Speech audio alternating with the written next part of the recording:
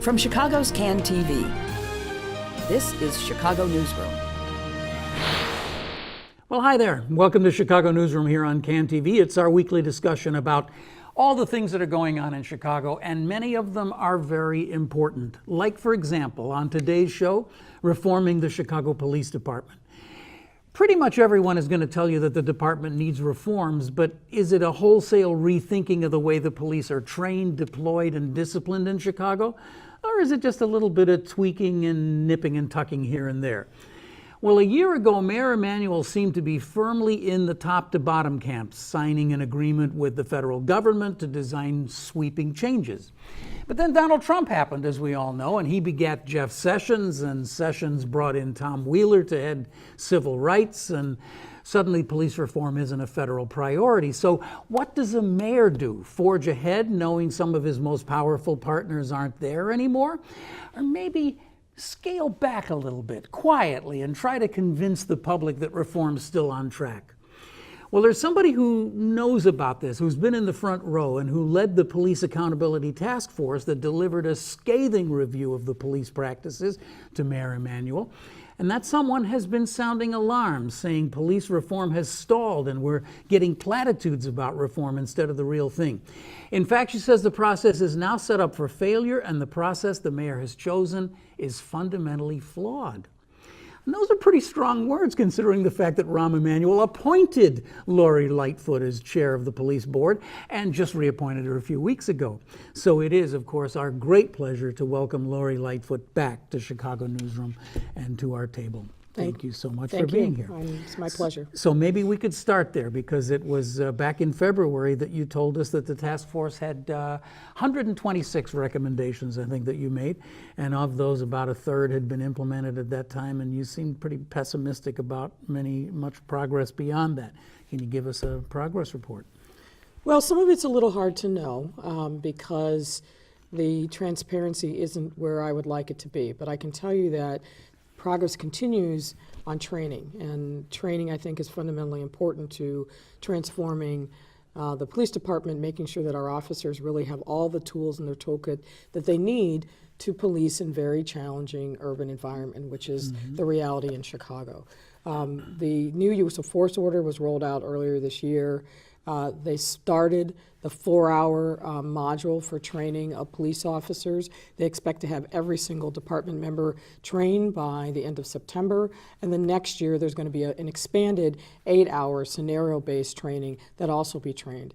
One thing that's progress. I think that is progress. And one thing that I think is important is they're building infrastructure to be able to use that existing infrastructure for doing other training. And by that I mean the use of force training now is built on I'll call it the train-the-trainer model.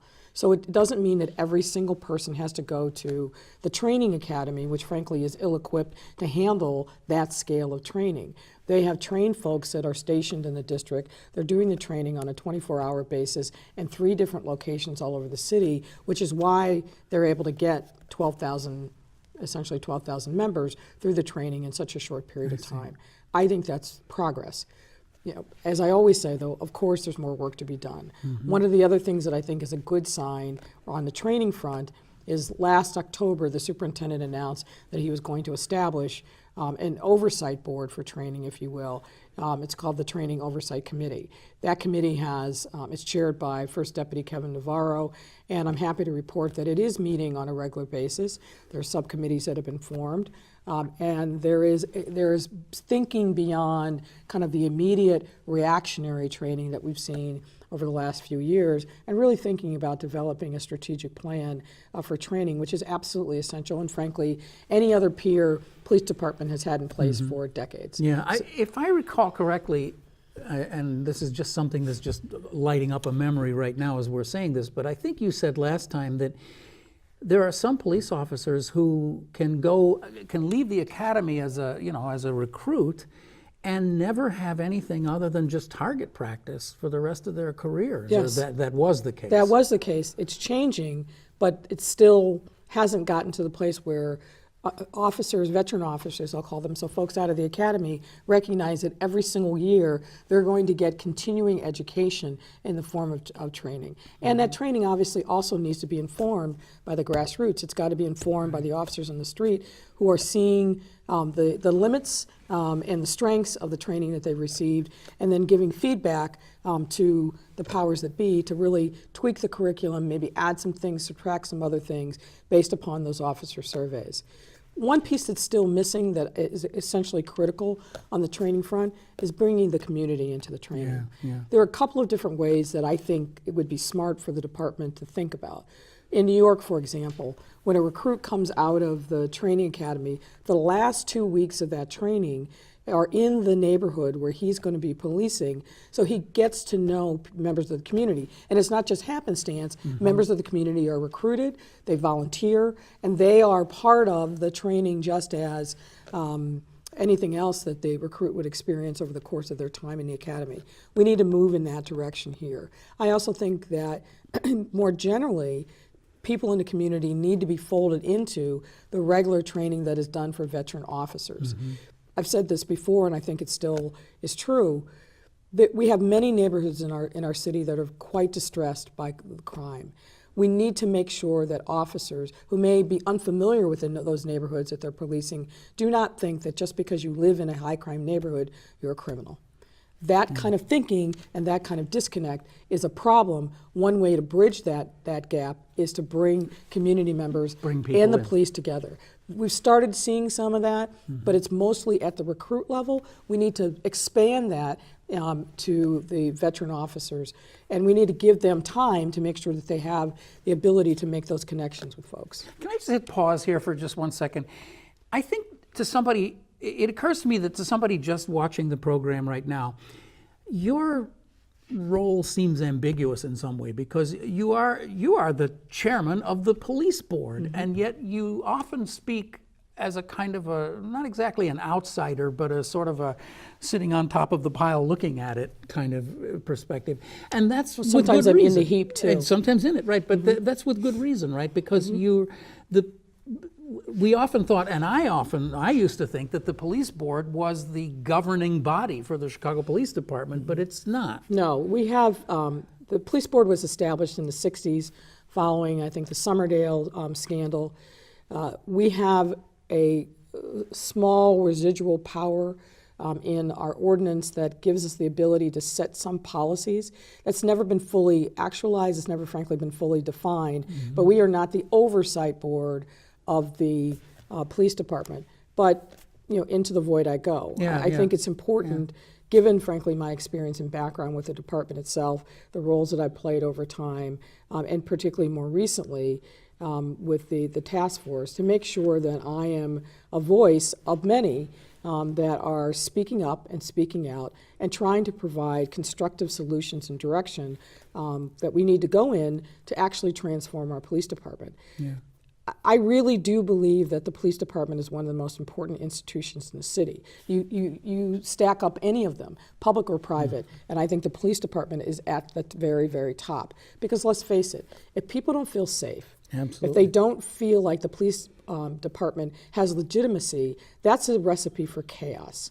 So we've got to make sure that we do what we can to make sure the reforms are being done, that we strengthen the support of police officers through training, and we also make sure that the public is invited into that conversation with a full seat at the table, that there's transparency around discipline and accountability. That is the only way that we're going to be able to stand up a police department that the public frankly can be proud of, but more to the point, will feel comfortable calling in a time of need.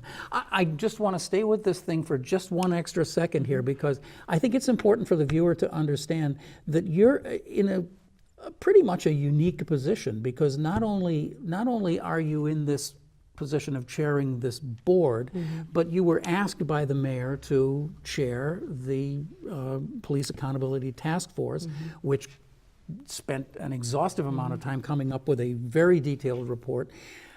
That in itself is a discussion, but the reason for my reiterating this is to say that there are very few people who have the kind of perspective that you have of being both kind of inside and a little bit outside of the department. And your perspective is really valuable. And that's why I'm so happy to have to have a little bit of your time, because it's really critical. But I mentioned to you before we started that after watching and observing this for all these years, for all these decades, I myself have come to the conclusion that the single pin that can release this energy is training. Mm-hmm. Training is the thing that has been most egregiously missing from the whole mix over the years. And it could be the thing that it's not going to turn it around overnight, but it could really, over a generation, begin to completely transform the department. It's really a crucial issue. I think it's really important, but I don't want to overstate it, because I think there are other elements that are equally important. Look, the reality is we live in a segregated city. We recruit from segregated neighborhoods, and the young men and women who pledge their commitment to be Chicago police officers are coming from those segregated neighborhoods. They are meeting each other in the academy for the first time. And in many instances, they're meeting somebody who is their same age, who has the same aspirations, but has a completely different background. And they come into the academy with a lot of preconceived notions about the other. That's such a great point. And we have to make sure that we continue to be extremely thoughtful about who we recruit, how we recruit them, and then once we get them into the academy, to confront head on those unconscious biases that we all have. Whether you're black, whether you're white, Hispanic, Asian, whatever your ethnic or racial background, we all have preconceived notions about ourselves vis-a-vis the larger society, and we have preconceived notions about everybody else. And that isn't necessarily a problem, but we need to confront it, we need to deal with it, and we need to make sure that we are upfront and honest about the proper role that any of those things can play in policing. Because if we come into, for example, and again, something we talked about before that I still think has to change. We send these young kids to me, out on the midnight shift in the most dangerous neighborhoods in the city, and we tell them to be the police. Mm-hmm. That's unfair to them. Mm-hmm. That sets them up for failure. Especially if it's a neighborhood that they're not that and familiar 9 with. times out of 10, it probably is going to be a neighborhood that they have total unfamiliarity with. Mm-hmm. I want the people who inculcate them with the values of what it means to be a Chicago police officer to be mindful of the cultural and racial and ethnic realities of our city. Now, this is not about being politically correct, but it's about understanding the unique challenges that a young police officer is going to face patrolling and doing their job in some of the toughest neighborhoods in our city. We've got to get smarter about that. So the input, how and who we recruit, how we train them initially, I agree, critically important. And then, of course, we cannot have veteran officers going decades, literally decades, with no consistent continuing education. No other organization would devalue their most important asset, their people, in the way that we have allowed the Chicago Police Department to. Again, I'm happy to report I think there's a recognition of that. There's progress being made. I look in the next few weeks to see even more progress and a transparency to let the public know about what's going on with the $2 billion that we as taxpayers allot to the police department every year. But we've got to remain diligent. We can't plateau because there's still a lot of work to be done. I mean, there has been an announcement. The mayor's made the announcement about this, whatever it is, $25 million facility they're going to build out in Garfield Park, right? Well, it's going to be almost $80 million. Oh, that's and 20 was the beginning, right? Yes. Yeah, so, you know, again, it's absolutely essential that they get a modern police academy, and frankly, it should be an academy where we can monetize it and offer trainings to other police departments, other federal law enforcement across this region. I like the fact that it's going to have labs, and I mean, it's going to be like a really, and the but let's make sure we get the money to pay for it. Before the first shovel happens, we got to have the money. And the other thing about it that I thought was a really good idea was this idea of it being a first responders academy. Yes. For so long in Chicago, the police and fire have been completely different universes from one another. And with more and more of the fire service becoming a medical service, the medical service and the police are shoulder to shoulder every single day out there in the streets. Well, I think some of that division has been broken down because, frankly, because of economics.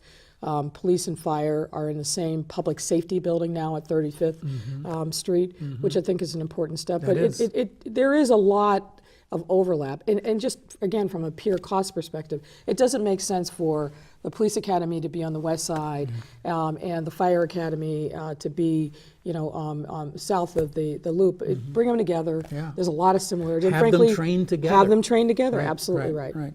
So that's all good news, I guess. I have a whole series of questions for you about what police officers are actually trained to do, and how these things change over time, and what the current thinking is about these things. There was a lot of talk about de-escalation training. I also saw an awful lot of pushback from that on the police blogs from officers who were saying, this is insane. We need, if anything, we need to be more aggressive. They're teaching us to like pull back and make the situation more dangerous and all that, which I would say just shows more and more why the training is necessary in the first place. But that's just me. Let's start with that. De-escalation, is it still a thing? It's critically important. The police officers in the city have millions of contacts every year with the public. If they are not properly trained in how to deal with those contacts, a simple traffic stop could turn into a major conflagration. We don't need that. Citizens don't need that. They need an officer who approaches them in a polite way when it's something like a traffic stop, who speaks to them respectfully, who actually has a legitimate basis for stopping someone on the street, whether they're walking, whether they're in their car, and then they should be given an explanation as to why that happens. Now, citizens have a role to play in that as well. I mean, nobody likes to get stopped. I don't like to get stopped. It is nervous-making, to borrow a phrase. But we need to make sure that we do our part not to escalate that encounter as well. But ultimately, the responsibility lies with the trained law enforcement officer. And the notion that de-escalation is unnecessary is crazy. It's absolutely crazy. It is necessary for officers to do their basic job every single day to keep themselves safe and to keep citizens safe. Now, obviously, officers are going to go into uncertain circumstance many times. They're going to go into circumstances where they know on the front end, because of communications that they had, that they're going into a dangerous situation. But de-escalation isn't just about the actual encounter. De-escalation also takes into consideration making sure, for example, when that 911 call comes in, that the person on the other end of the call, particularly if they're dealing with somebody who is having a mental health issue, that they don't feel stigmatized in saying, hey, my sister, my brother, my mother, my father is going through an episode. My father is a schizophrenic. He's off his meds. The more information that people feel comfortable in sharing with that 911 operator, the more information that 911 operator then, who's also trained and is part of the de-escalation network, is going to then be able to push out to the dispatcher. The dispatcher's then, because they've got better information, going to be able to understand, should I just send a regular patrol, or do I need to send a specialized unit to deal with this particular circumstance? That's what keeps people safe, and that's what keeps officers safe. So de-escalation continues to be a critical part of the training that officers are going to have, and it should be forever. It should never be lessened. It's critically important for the day-to-day job. Is there training in not so much de-escalation, but what to me is the most remarkable thing about doing police work, which is the absolute second-to-second, nanosecond-to-nanosecond decisions that you often have to make about situations that you're in. And I think that, unfortunately, when a police officer screws up, not only do we all hear about that screw up, but that officer's life might be ruined forever, and not to mention the family if he took a life that shouldn't have been taken or whatever. We all are familiar with these situations. But the way out of this, or at least the way to reduce this, is, again, more and better training question. So one of the things that I wonder about is, I don't think we're doing this now, but is there any planning to do, I don't know what the term of art is, but situational training? Scenario-based training. Yeah. The department is definitely moving in that direction. Look, the reality is, it is split-second decision-making, but you're going to make better split-second decision-making if you've had training that anticipates those kinds of situations. And that's why the scenario-based training is so critically important, so that it becomes muscle memory. And your point, I think I want to take in a little bit different direction. You're right. Whenever there is a major problem, people are dissecting it 20 ways from Sunday. And I think officers feel like they're getting second guess. Unfortunately, that is the reality. When we now have video cameras everywhere, which are in many instances the friend of law enforcement, they can also be hold a big spotlight for the public to see what happens. And I think the public is getting much more oriented to the idea, based upon video, that policing can be messy, it can be rough, it can be dangerous. And I think, frankly, that is not a bad thing for the public to see, to really understand and try to appreciate the challenges that officers face. But officers can't, if you really want to do this job in this age of video, you gotta be okay with the fact that you're going to be questioned. That you're going to be scrutinized. That you're going to be scrutinized. That the video now, on the dash cam, on the body cam, on the pole, on the security link for the building on the block, that all feeds into the evidence of what happened in a particular circumstance. Now, I caution to say, even with all that video that I've just described and hypothetical, it doesn't tell the entire story. You still have to get the officer's perspective. You still have to get fact witnesses' perspective. So we do rush to judgment, I think, way too often. But if you're not comfortable with the scrutiny, and really, to me, what it comes down to is, police legitimacy depends on the consent of the governed. Yeah. It depends upon Let's chisel people. that one into the wall. Yeah, it depends upon people feeling like they're willing to afford officers the ability to use deadly force in certain circumstances. I mean, at its most extreme. If you are not comfortable with citizen oversight, the consent of the governed, you should not be a police officer. Very well put. I think that's really, really significant.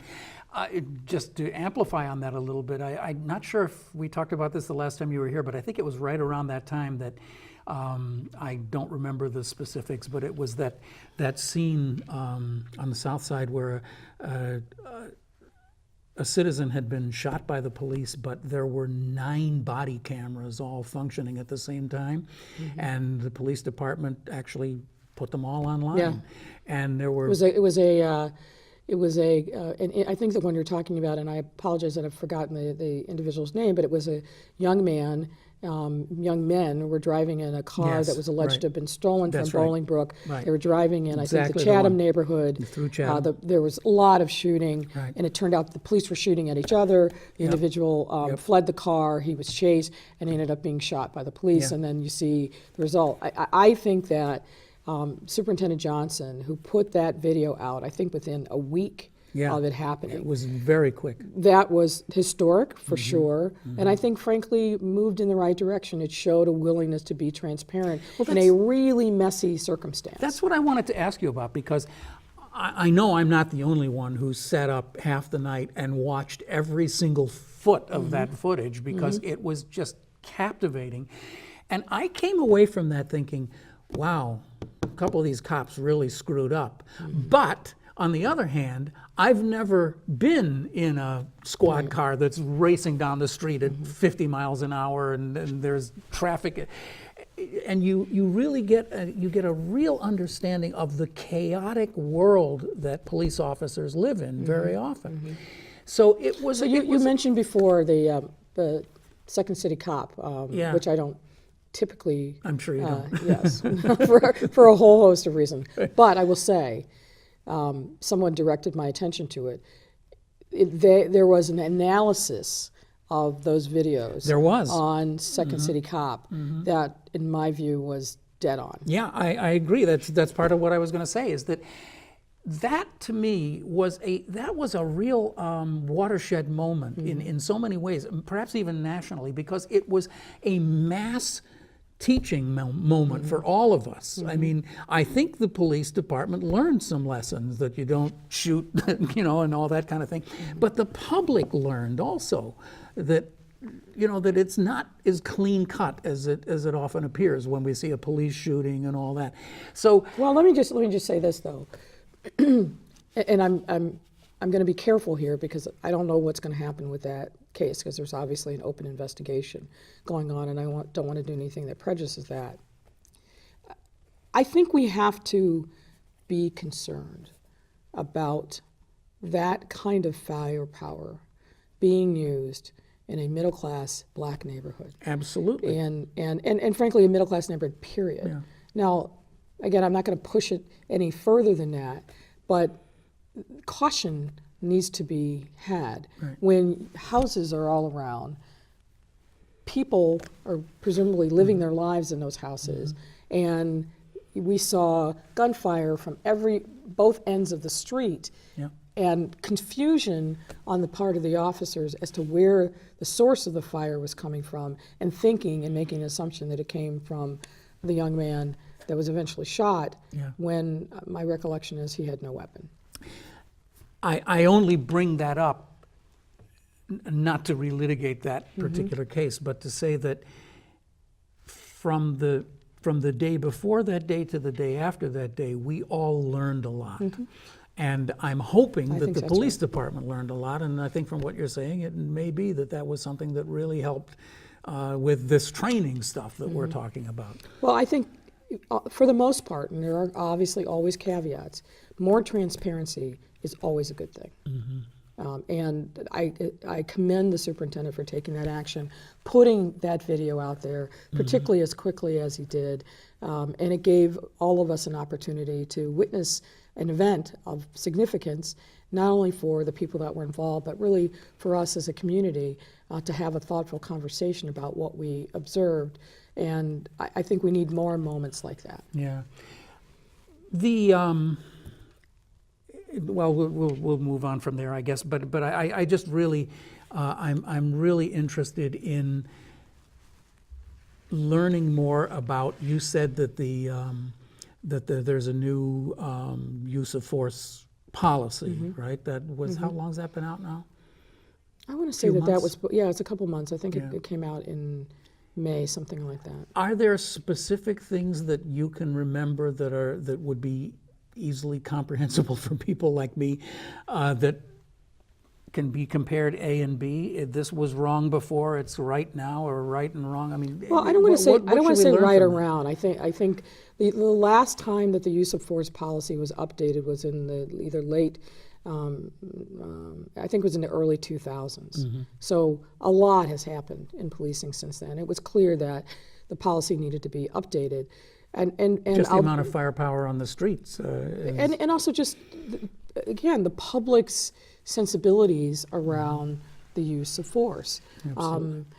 One, I think the hallmarks of the new use of force policy is the emphasis on the sanctity of life, and it says it up front, unambiguously, which is important because things like under Illinois law, there's something that was called the fleeing felon rule, which meant if somebody had committed a felony, or that you, as the officer, believed that they might at some point commit a felony, you were fully authorized to shoot them in the back as they were fleeing away from you when they posed no immediate danger to you. The concept was, well, but because they had committed a felony, they might be a danger to the community. That's a crazy law.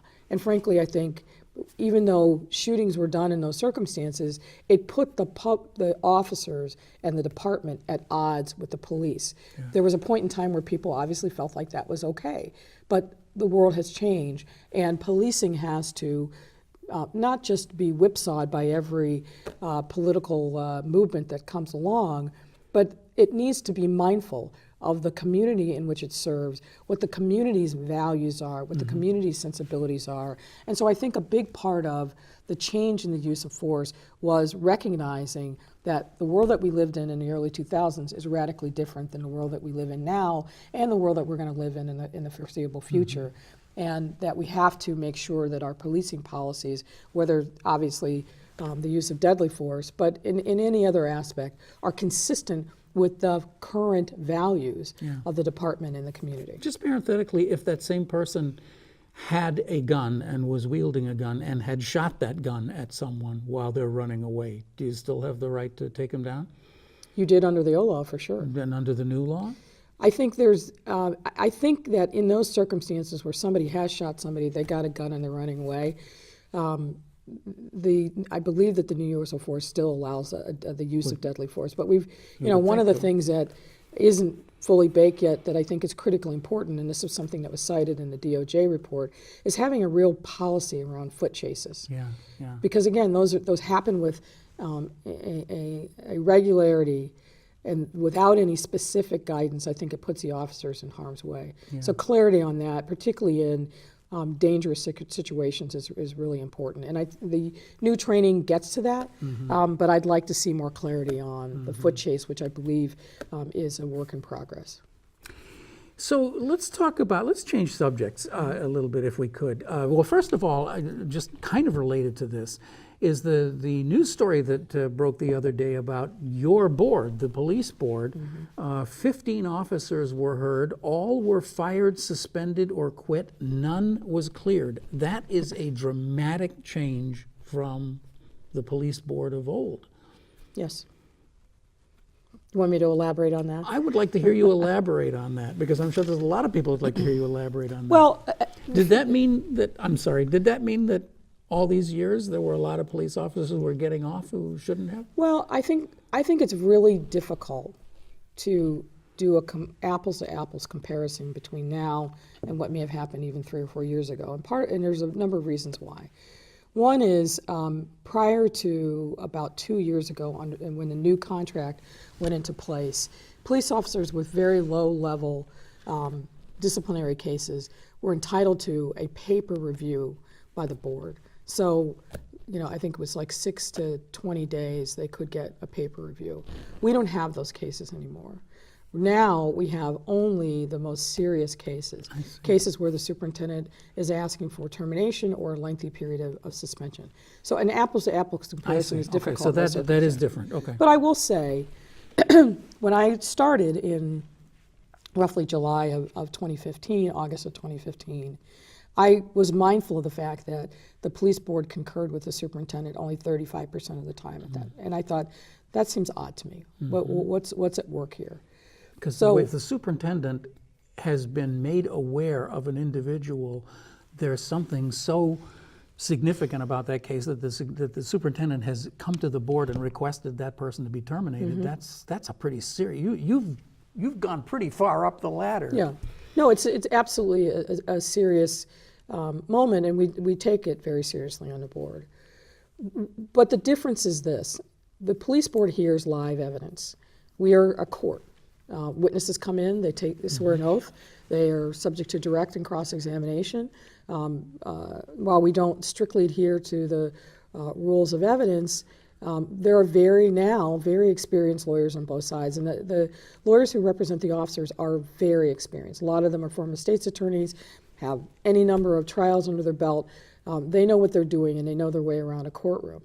What the difference is when the superintendent makes his decision, it's on a paper file, and it's on a cold file.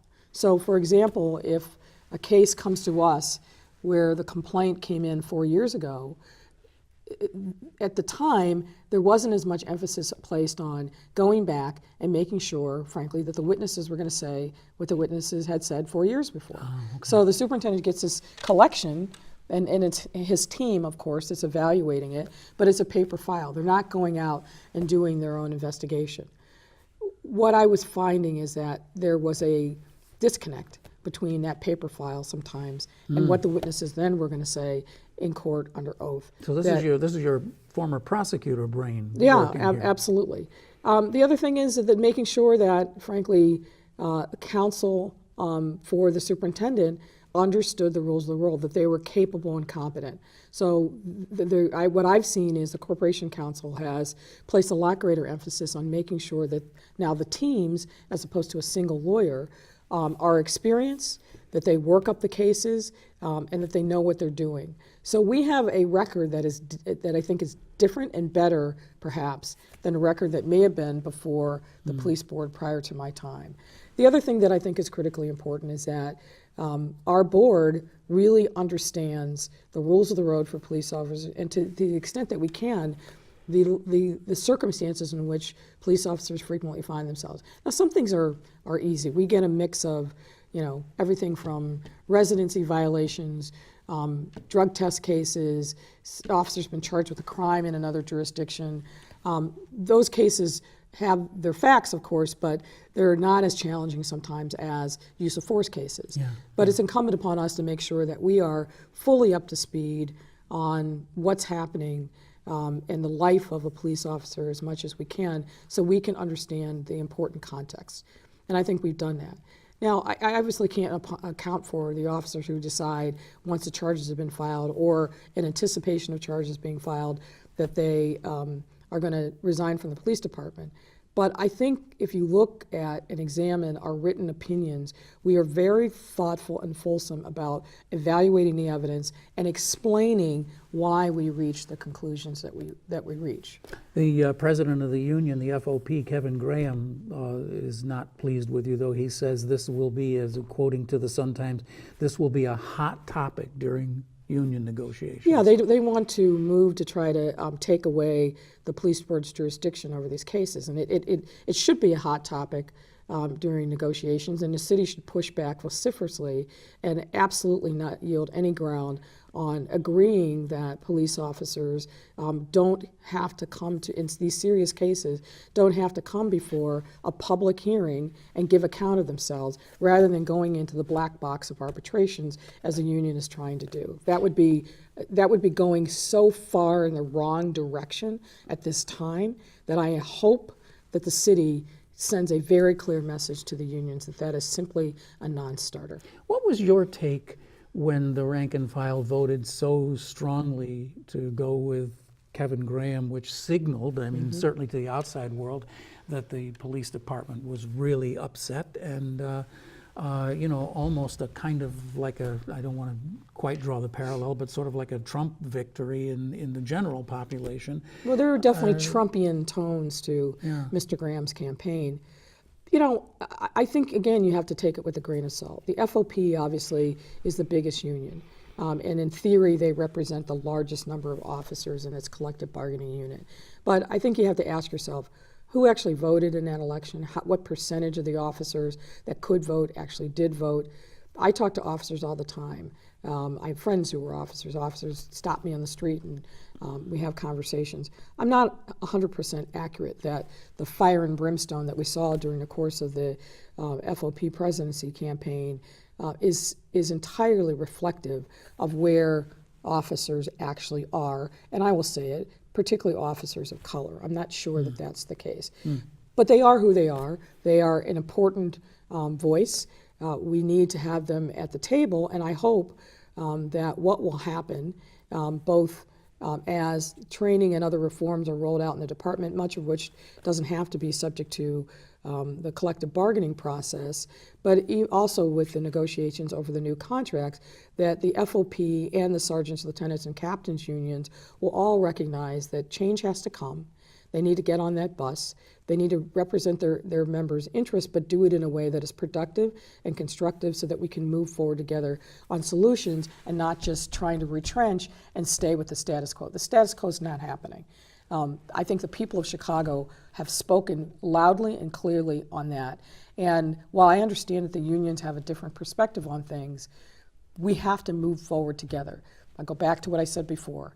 This is about the consent of the governed. The governed are speaking very loudly, very clearly about the kind of police department that they want and what they don't want and what they do not find acceptable. And I think the unions have to operate within that reality. Do you think that they might push back, the unions might push back on some of these training initiatives? I think what's happening is that, as the department always does historically, is engages with the unions to give them a heads up, to give them an opportunity to provide feedback on the front end, and I think that's important and constructive. Okay. I do. Yeah, I mean, I'm trying to, I guess I'm trying to assess the degree to which you might think that the FOP is being obstructionist at this point. I don't think we quite know yet. I don't think that they have revealed, at least in a way that it's transparent to me, what their hand is. You know, so much of this is posturing in connection with the collective bargaining negotiations. So I don't know wherein the truth lies or how much of it is. You know, look, Mr. Graham was able, and his team were able to win on not being Dean Angelo and his team. And they were able to win with a lot of, you know, power to the people, power to the rank and file that clearly resonated with enough of a majority of the people that were voting to win him in office. You know, as President Trump is finding, campaigning is very different from governing. And being a responsible adult in a difficult situation, I think requires different skills, different perspectives than it does to go out and campaign and say you're going to be the toughest SOB there's out there and you're going to win this, this, and this for your people. The reality sets in pretty quickly once you're actually in office and you recognize the constraints and limitations on the scope of your power. I would imagine some of that reality is setting in now, but as I said before, I think the unions are important. They play a particularly important role as being the voice and advocates for their members, but this is a different time, and they need to deal with the reality of what we're in and the challenges that we face and the direction that we need to go in towards reform. What percentage of the rank and file do you think buys into the consent of the governed thing that you've been talking about so eloquently here today? I think a shockingly small number. From my conversations, what I've witnessed, and it's just, and I wouldn't just say the rank and file, I would say it also goes up to the exempt ranks. I don't think they're there yet, but they need to be there, and I hope that we can get them there, and I hope they get there willingly. Maybe that's part of the reason why the mayor gave you another run at this. Well, you'd have to ask him his thought process on that. That's Lori Lightfoot, who was our guest here on the program today. And what happened is this. I want to tell you what happened. We ended up talking for a very long time, longer than we have time to broadcast today. So we decided to just make it 2 shows. We just made the decision on the fly.